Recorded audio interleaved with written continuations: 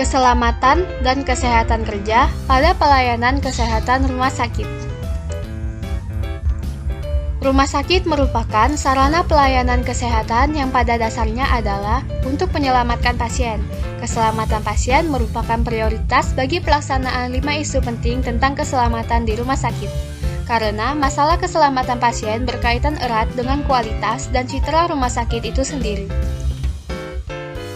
Perkembangan ilmu pengetahuan dan teknologi yang sedemikian pesat menyebabkan pelayanan kesehatan di rumah sakit menjadi sangat kompleks, sehingga jika tidak dilakukan dengan benar dan hati-hati, akan berpotensi untuk terjadinya insiden keselamatan pasien, yang terdiri dari kejadian tidak diharapkan, kejadian nyaris cedera, kejadian tidak cedera, dan kondisi potensial cedera.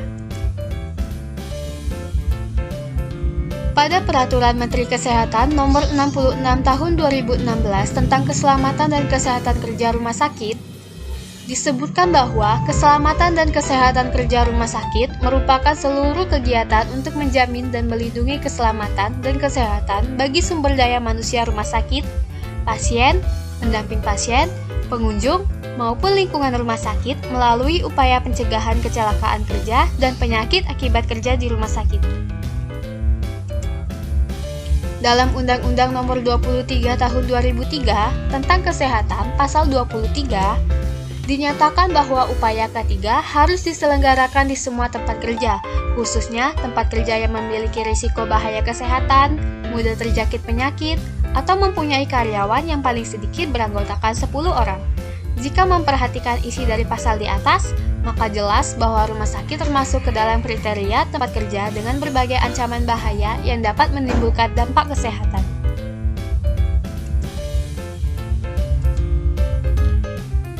Pentingnya penerapan K3 di rumah sakit jelas berhubungan dengan faktor risiko yang mungkin dapat membahayakan atau merugikan pihak rumah sakit dalam berbagai bidang, mulai dari keselamatan pekerja, pasien, maupun pengunjung di rumah sakit. Dengan adanya penerapan K3RS, pihak penyelenggara dan tim dapat merencanakan dan mengelola risiko dan bahaya yang dapat terjadi di lingkungan rumah sakit.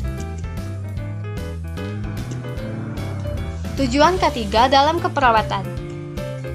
Berdasarkan Permenkes Nomor 66 Tahun 2016 tentang K3RS, didapatkan beberapa tujuan K3 yang disimpulkan, antara lain: pertama, keselamatan dan keamanan di rumah sakit bertujuan untuk mencegah terjadinya kecelakaan kerja. Yang kedua, manajemen risiko K3RS bertujuan untuk meminimalkan risiko keselamatan dan kesehatan di rumah sakit sehingga tidak menimbulkan efek buruk terhadap keselamatan dan keadaan SDM rumah sakit, pasien, pendamping pasien, dan pengunjung.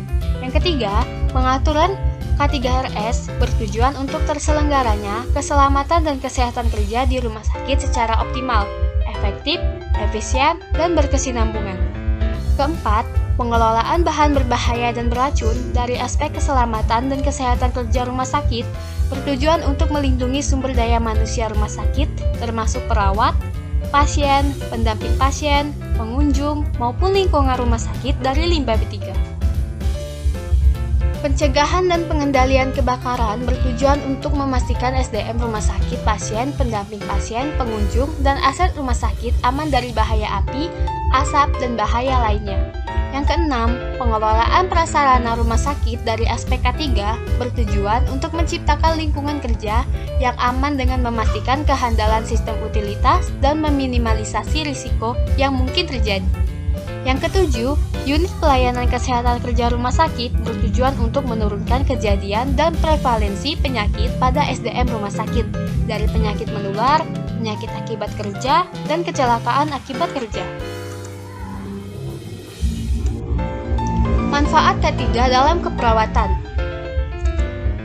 Penerapan K3 di rumah sakit bagi tenaga kerja termasuk perawat yaitu: yang pertama, melindungi karyawan dari penyakit akibat kerja. Penyakit akibat kerja dapat disebabkan oleh pekerjaan, alat kerja, bahan, proses, maupun lingkungan kerja. Yang kedua, mencegah terjadinya kecelakaan akibat kerja. Dampak cedera akibat kerja perawat terbesar adalah sprain and strain, bergesernya cakram intervertebralis, tertularnya penyakit HIV, hepatitis B atau C, infeksi patogen, fraktur, dan cedera kepala. Terima kasih.